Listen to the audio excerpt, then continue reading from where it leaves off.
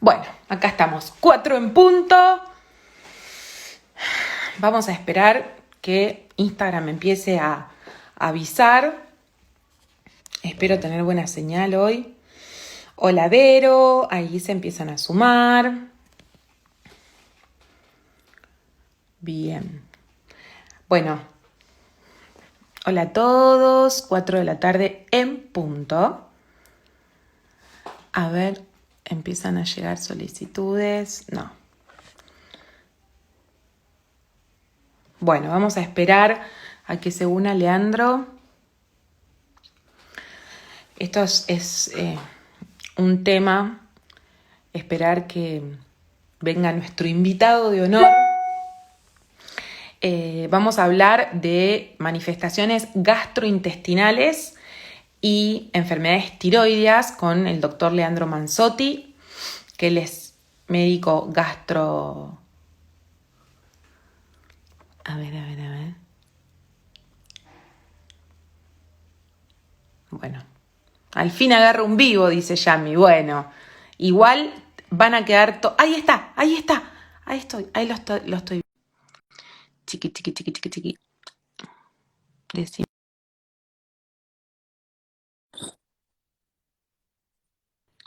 A ver si me aparece. ¿Qué tal, ¡Hola! Virginia?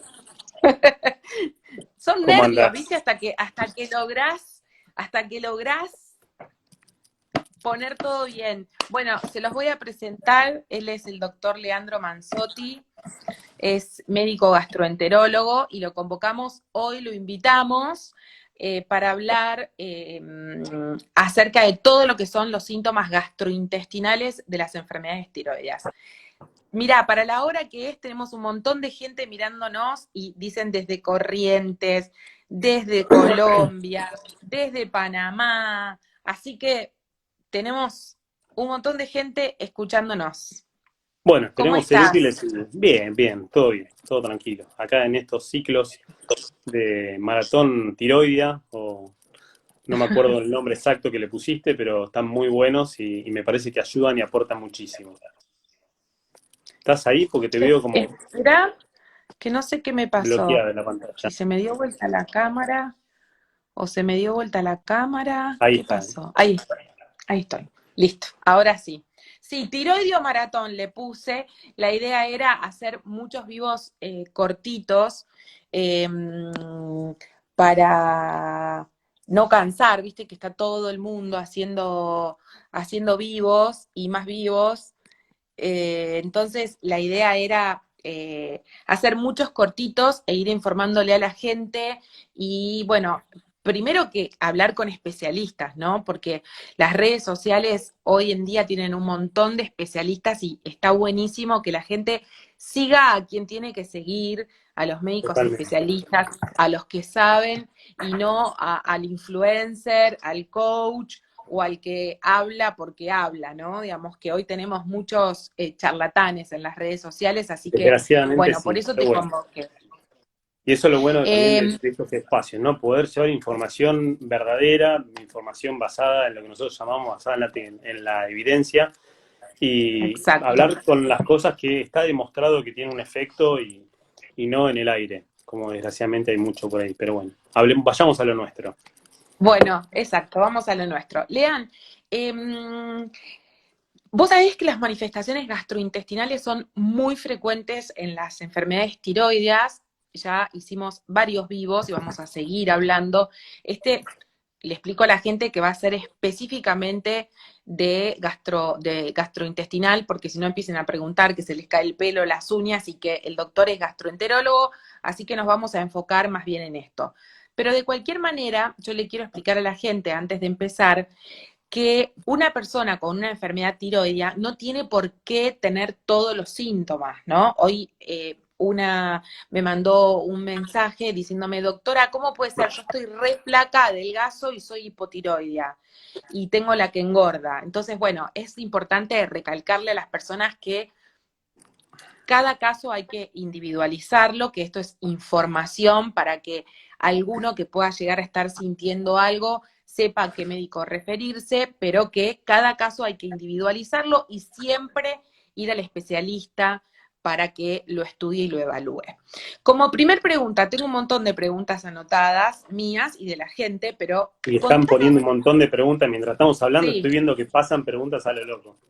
contanos un poquito, desde Cartagena, Colombia, contanos un poquito, ¿hay algún síntoma que sea muy característico de las dos alteraciones de la funcionalidad tiroidea, tanto del hiper como del hipo? Yo sé cuál es, más vale, pero a ver, Mirá, contanos desde el vos. punto de vista, a ver, muy característico, no.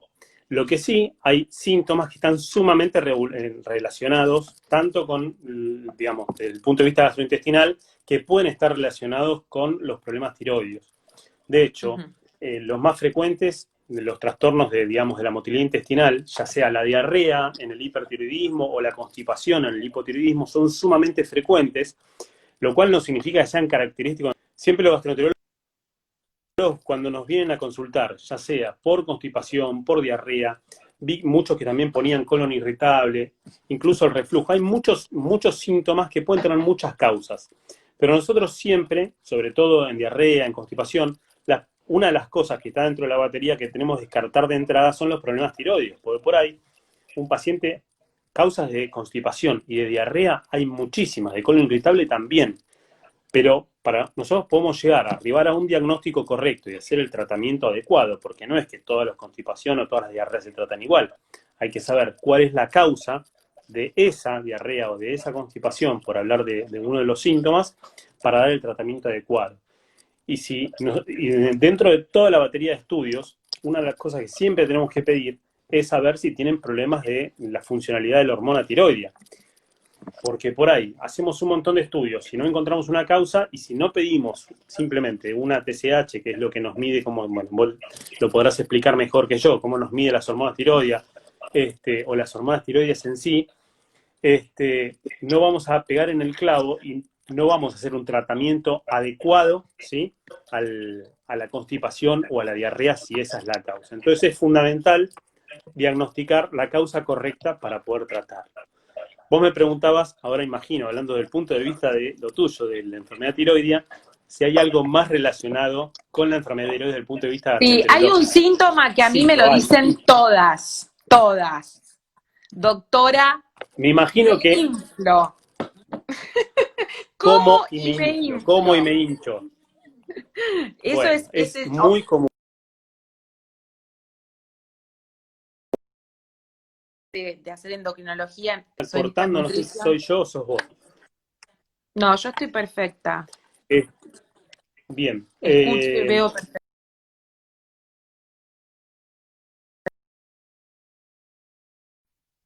Tiroidismo. A ver si ahí va mejor. Porque se me corta la imagen, no sé si soy yo o sos vos. ¿Vos me escuchás bien y me seguís bien?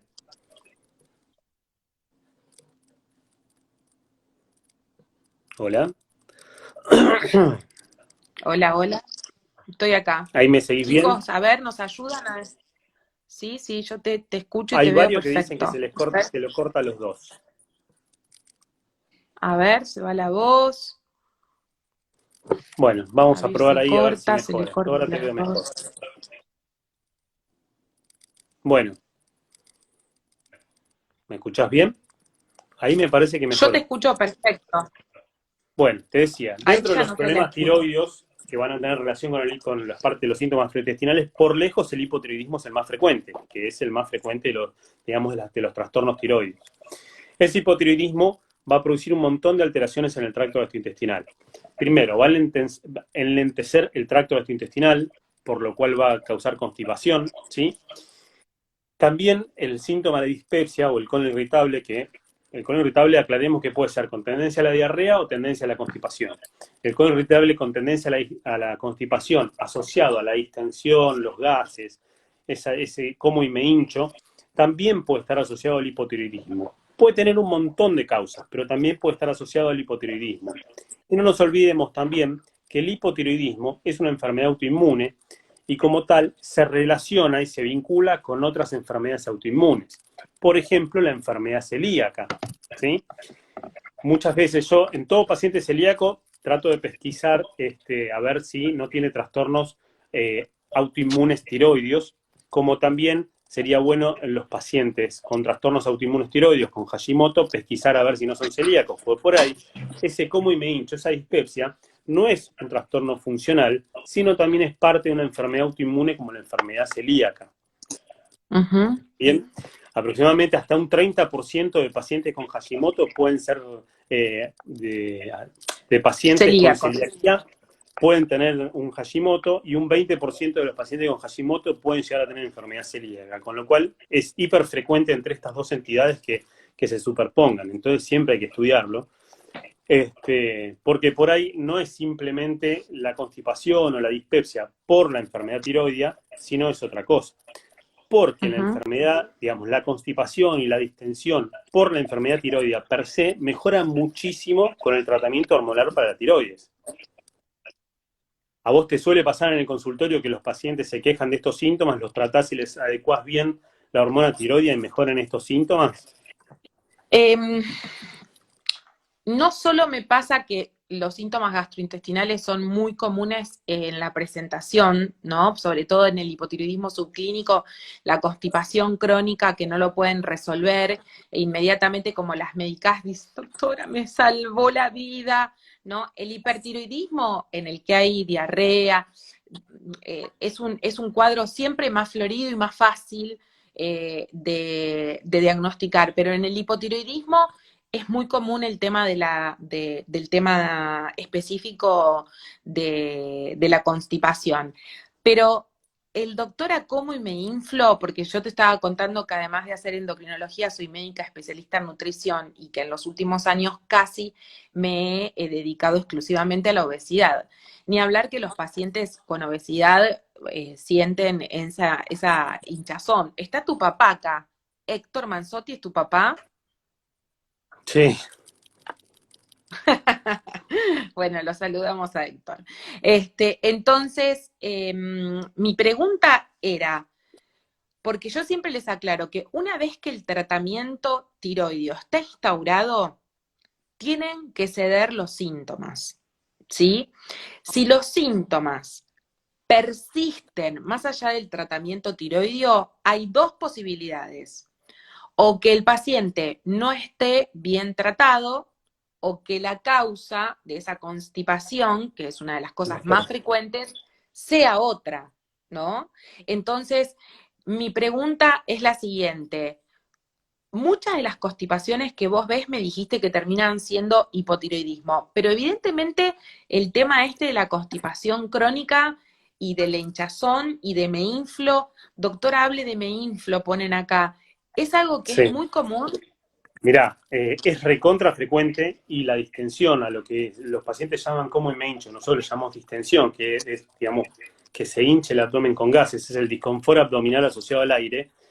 Tanto la dispepsia, que es ese disconfort, como la constipación son sumamente frecuentes, y no es el hipotiroidismo la principal causa de esto, hay muchísimas causas, ¿sí? La enfermedad celíaca es una, en realidad la constipación per se también puede producir constipación, el síndrome de sobrecrecimiento bacteriano, o sea que hay El más SIBO, vos bacterias de lo sabés que yo habitual, veo, el SIBO, yo veo, es muy yo veo recontra mucho frecuente, SIBO. Es muy es importante recontra frecuente. explicarle a la gente que es el sobrecrecimiento bacteriano, es cuando cambia la flora del colon al intestino delgado, ¿no? Vos Con sabés ese tema que podríamos estar hablando 2 horas, ahora, porque ahí nos pero metemos en sí, microbiota y es un tema bueno, hiper interesante. microbiota es un temón, pero sabés que está bueno aclararlo porque muchas veces muchas personas empiezan un plan alimentario porque están mirando o siguiendo a alguien en Instagram y dejan de comer algunas cosas y empiezan a comer otras. Y a veces romper el equilibrio, porque está bueno comer fibra, pero Alterar la uno no microbiota, puede sí. comer una, es decir, cuidar la microbiota, y es fundamental tanto con el médico gastroenterólogo como con el médico especialista en nutrición que trabajen juntos para evitar esto y que encuentren el diagnóstico de la distensión. Contanos un poquito Totalmente. de SIBO. Bueno, ahí voy al SIBO, y vos lo ves mucho en el consultorio también, pues hasta la mitad de los pacientes Muchísimo. hipotiroideos pueden tener SIBO, ¿sí? El SIBO, Ujú. el sobrecrecimiento bacteriano, justamente es cuando se altera esa microbiota. estamos rodeados y repletos de bacterias, ¿sí? Y la mayor parte de esas bacterias, el 70% de esas bacterias con las cuales convivimos y tenemos un estado de simbiosis permanente en la cual tanto esas bacterias como nosotros nos beneficiamos, el 70% de esas bacterias están en el tracto gastrointestinal. Y de Explicarles hecho, que eso es la microbiota, Lean, porque si no, no van eso a es la entender. microbiota. Todas esas bacterias que tenemos en el colon, a eso iba, que estamos llenos de bacterias y el 70% de todas esas bacterias tenemos en la piel, en la boca, en todos lados. Y el 70% de todas esas bacterias con las que convivimos a diario en forma simbiótica están en el tracto digestivo. Y funcionan, y a ese conjunto de bacterias se la llama microbiota. Esa microbiota se la considera como, digamos, como una interfase entre el medio ambiente y el huésped, que somos nosotros, y tienen un montón de funciones. De hecho, hoy en día hay un montón de estudios con respecto a la microbiota, porque tienen un montón de funciones, ayudan a digerir los alimentos, también producen lo que son ácidos grasos de cadena corta, no importa, son elementos con los cuales el cuerpo los va a utilizar para sintetizar diferentes sustancias y después esas sustancias se van a transformar en serotonina, prostaglandina, un montón de cosas que nosotros usamos para un montón de funciones del cuerpo, ¿sí? Y esa microbiota la tenemos desde que nacemos, que dice que esa microbiota depende también de cómo naciste, si naciste por parto natural, por cesárea, dónde Totalmente. fueron los primeros años Cómo de tu comió la vida, madre.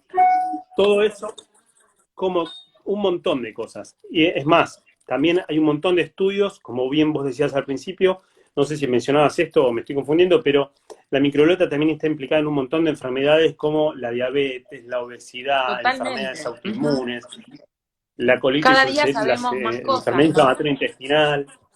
Exactamente, la esclerodermia, un montón de cosas aparentemente estarían relacionadas con esta microbiota.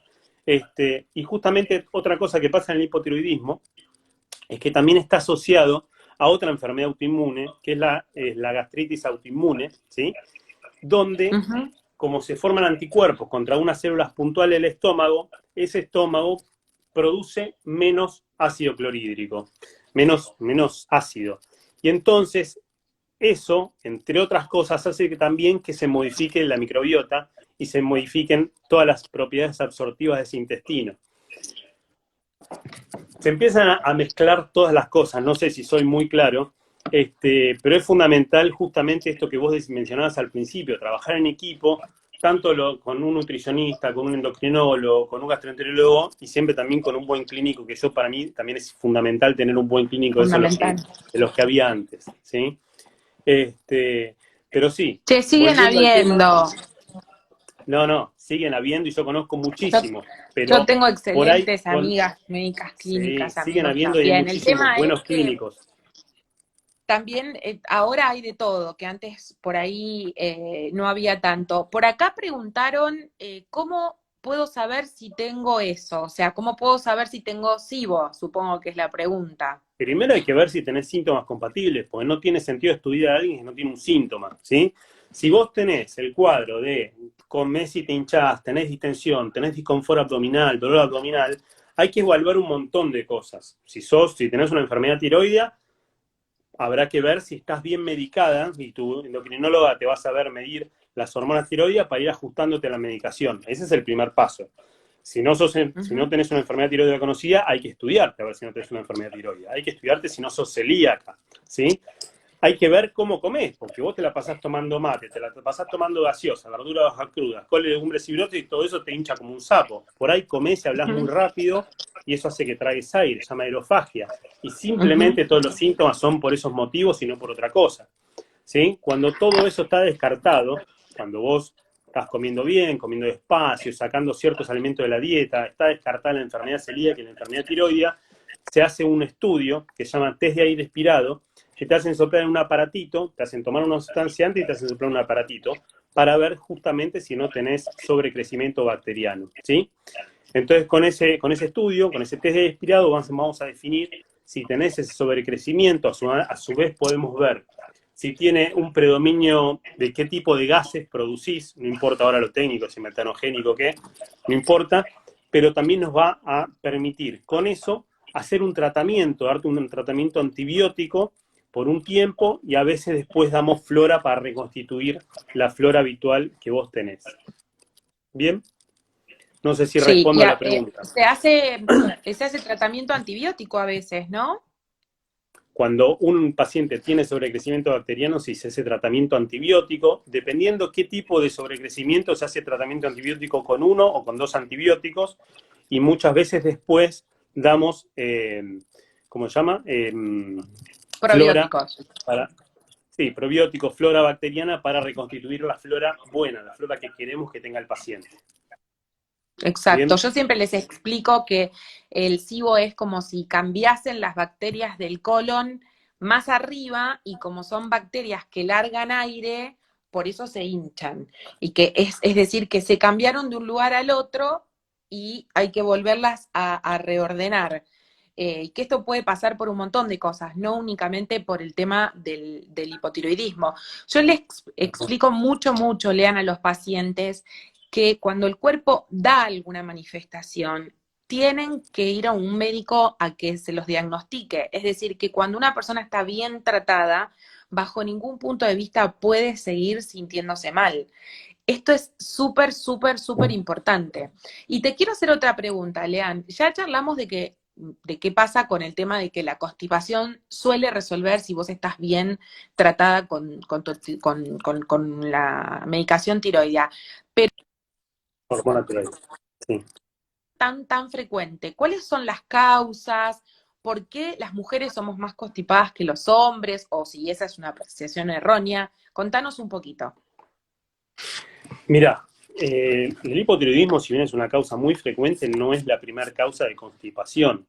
La constipación es hiperfrecuente y se da sobre todo, mucho más frecuente en mujeres. No hay un porqué estudiado, pero probablemente tenga que ver con las hormonas, ¿sí? Pero sí es hiperfrecuente. Además hay diferentes tipos, digamos, la constipación puede ser secundaria, por ejemplo, a la enfermedad tiroidea, o primaria, sin ninguna otra causa secundaria, ¿sí? A su vez, la constipación puede ser por tránsito lento, porque el colon ande despacio y mueva despacio, ¿sí?, todo su contenido, o lo que se llama obstrucción al tracto de salida. Obstrucción al tracto de salida puede ser que haya un tumor de recto, que por lejos es la menor causa de constipación, ¿sí? Ujú. Que de todas maneras no viene mal aclarar que a partir de los 50 años todos, hombres y mujeres por igual, se tienen que hacer la colonoscopía para prevenir ese cáncer, que es el segundo causa de cáncer de la Argentina. Pero Repetilo, no Lean, es ¿a más partir allá. de qué edad? Hombres y mujeres, ¿a partir de qué edad? Hombres y mujeres a partir de los 50 años se tienen que hacer la colonoscopía, que se repite cada 5 años, ¿sí? A menos que haya antecedentes familiares. Pero bueno, volviendo al tema de la constipación, dijimos que había dos: el tránsito lento y la obstrucción al tracto de salida. La obstrucción al tracto de salida generalmente se refiere a que hay una incapacidad o una disfuncionalidad, mejor dicho, de los músculos perineales, los músculos que están en el periné, ¿sí? En la región perianal, digamos. Entonces, para ir de cuerpo, el recto tiene que contraerse y el ano relajarse para que pueda salir la materia fecal. Cuando esto no sucede, o sucede de forma paradojal, o sea que se contraen los dos al mismo tiempo, no va a salir la materia fecal. Eso es la obstrucción al tracto de salida, ¿sí? Y eso va a tener un tratamiento totalmente diferente a la inercia colónica, que es el tránsito lento, que esa es más bien la fisiopatología de la constipación en la enfermedad tiroidea. Es más bien un tránsito lento donde mejorando la hormona, mejorando la carencia de hormona que disminuye esa motilidad intestinal y eventualmente supliendo con las fibras necesarias, va a mejorar esa constipación, ¿sí? Perfecto. O sea que en realidad eh, yo siempre hay que identificar la causa, obviamente, antes de hacer un tratamiento, pero ¿qué recomendaciones le darías? Porque el tema de consumir fibra siempre está bueno, pero también está bueno tener cuidado, ¿no? Porque hay que mantener un equilibrio. Pero ¿qué recomendaciones podés darle a una persona que no tiene ningún diagnóstico de importancia y que sigue con su constipación? Es que ese es el quid de la cuestión que por ahí mencioné antes, pero quizá lo dije muy rápido. No es lo mismo tratar una constipación por tránsito lento que una constipación por obstrucción al tracto de salida. Si a una paciente le damos fibra, líquido, fibra, actividad física, todo lo que sabemos que es bueno para disminuir, para mejorar Y la tiene constipación, obstrucción, es una peor. obstrucción No, no es peor, pero no le va a dar resultado, ¿sí? Y Ujú. por ahí una paciente que, la paciente que sí tiene el tránsito lento, sí va a mejorar con actividad física, con líquidos adecuados a la ingesta y sí hacer la suplementación correcta de fibra, ¿sí? Si todos Ujú. los días la mitad del plato, la mitad del plato que sean verduras cocidas, verduras crudas también Muy podría bien, ser, ¿no? doctor. La mitad Pero del plato verdura. no solemos dar verduras crudas, ¿sí? En gastroenterología, porque eso generalmente se asocia a la distensión y a ese como y me hincho, a los gases. No es que está mal. Si alguien solamente es constipada y no se distiende y no tiene gases, puede comer verduras cocidas, verduras crudas. Pero habitualmente lo que aconsejamos es mitad del plato de verduras cocidas y suplementar después el postre con una fruta, ¿sí? Hay frutas que tienen más fibra, pera, ciruela, kiwi, y si tienen todos los días esa costumbre de comer sano, seguramente mejore la constipación si es que no hay digamos, un daño orgánico subyacente, no hay un hipotiroidismo, no hay una enfermedad celíaca, no hay una obstrucción al tracto de salida o no hay otra cosa. Vos ¿Bien? sabés que yo creo, y no lo creo, estoy casi absolutamente segura que la cantidad de constipación que yo veo en el consultorio, que muchas descarto, hipotiroidismo, obviamente hago screening o busco el diagnóstico, pero lo termino descartando, es la mala alimentación. Lamentablemente, la gente, no solo porque no sabe, porque no le gusta, porque no aprendió, sino también por un tema económico, ¿no? Porque me parece que está abandonado el consumo de frutas y verduras, que es tan importante, que me parece que tendríamos que usar este vivo también para incentivar a la gente por día a comer 5 porciones entre fruta y verdura. Yo siempre les recomiendo que hagan la mitad Totalmente. del plato al mediodía y a la noche y además que coman 3 frutas por día. Esto es fundamental.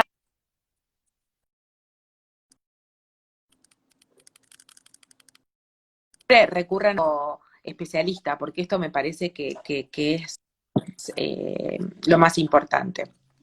Bueno, Lean, me parece que Totalmente. nos Bueno, hablamos todo. mira, antes de otra cosa que mencionaban ahí, preguntaban, es por el reflujo y la enfermedad tiroidea, ¿sí? Uh -huh. La enfermedad tiroidea también puede dar síntomas digestivos altos, no solamente la distensión, la constipación y la diarrea en el caso del hiper, sino que puede producir trastornos motores esofágicos y relajación del esfínter Totalmente. Uh y -huh. producir tanto aumentar y exacerbar el reflujo como producir disfagia, que es la dificultad para tragar. La disfagia puede ser per se por los trastornos de hormona tiroidea y también en el caso del bocio, ¿sí? El bocio, explica si querés vos bien qué significa, pero es cuando crece mucho la glándula y puede comprimir en forma secundaria al esófago, ¿sí? Uh -huh. Me parece que da para hablar muchísimo, porque tenemos un montón de temas Sí, para hablar en común. ¿sabés qué vamos a hacer? Vamos a seguir haciendo vivos muchas veces más. La verdad es que está muy, muy bueno que entre colegas tengamos este vínculo tan cercano para ayudar a la gente. Yo siempre digo, cada vivo o 20 minutitos o 30 que vos le regalás a la gente, te aseguro que una vida salvás o un alma ayudaste. Entonces, me parece Totalmente. que está re bueno eh, impulsar a que los médicos trabajemos juntos, a la interdisciplina, a la derivación, a la comunicación entre los médicos, de tomar, dale mi tarjetita a Leandro, decirle que me llame, porque tenemos que reconocer que los médicos estamos muy subespecializados y que está buenísimo que otro médico te Sí. pueda enseñar. Y me encantó porque aprendí un montón de vos, además de que sos amoroso. ¿Eh? La verdad es que es muy bueno tener médicos especialistas como vos. Me encanta que estén en las redes y que se vayan sumando cada vez más. Así que lo van a ir a seguir. Él es doctor.manzotti con doble T. ¿Sí? Y contanos dónde te encontramos, dónde trabajás, porque vos estás en... Ah, y otra cosa que Mira, quiero importante que cuentes. Acá preguntó perdón, una seguidora, ¿dónde me puedo hacer la videocolonoscopía cada 5 años en forma gratuita porque no tengo obra social? Me parece que esto es muy en todos los importante. hospitales públicos. Muy bien. Sí. Si tenés prepaga, y tenés diferentes lugares, ¿sí? Para hacértelo, depende de donde te cubra la prepaga, pero en un hospital público deberías poder hacerte la colonoscopía cada 5 años sin ningún problema, ¿sí? Es muy importante. La verdad que, bueno, no es el tema de conversación de hoy, pero el cáncer de colon es la segunda causa de cáncer y la segunda causa de muerte por cáncer en nuestro país. Y eso es así porque la gente no se hace la colonoscopía, lo cual hago la mea culpa por parte de los médicos porque muchas veces no sabemos informar esto. Obviamente no es algo solamente de los médicos, me parece que tiene que haber política de salud, pero más importantes en este tema, Aprovechemos este espacio porque hay casi aunque se 500 está personas trabajando mucho, sí. escuchándote. Obviamente se está trabajando mucho, pero me parece que así como está muy buena la campaña de cáncer de mama, me parece que también la de cáncer de colon deberíamos ponerle más énfasis porque es muy Incentivarla. importante la mortalidad por cáncer de colon. Sí, sí, sí, sí. Y la verdad que haciendo un estudio en la misma colonoscopía podemos sacar los pólipos, evitar que estos crezcan, y es una pavada, pero con un estudio evitamos tener un cáncer 5 años más tarde. Y sí. La verdad que habría que hacer la colonoscopia a partir de los 50 años, en todos, ¿sí? Obviamente si hay familiares, es 10 años antes del familiar en primer grado, ¿sí? Vos tuviste un papá o una mamá con cáncer a los 50, debería ser de los 40 y no a los 50 años. ¿Bien? Perfecto. Bueno, Bueno, venga Lean, siendo vivos que estoy tenemos un montón de temas para charlar. un montón, sobre todo porque en nutrición también es muy lindo estar bien emparejada con los gastros para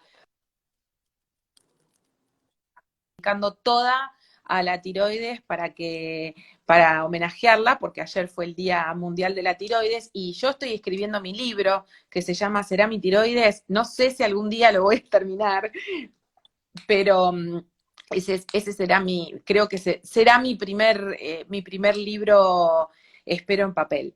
Lean, te agradezco mucho, mucho, mucho que me hayas dado la oportunidad de escucharte, de aprender de vos, me encantó y vamos a seguir haciendo muchos más vivos y quiero que todos vayan a buscarte a tu cuenta y que te sigan porque también compartís información que es muy, muy, muy importante. Te agradezco mucho, mucho, mucho.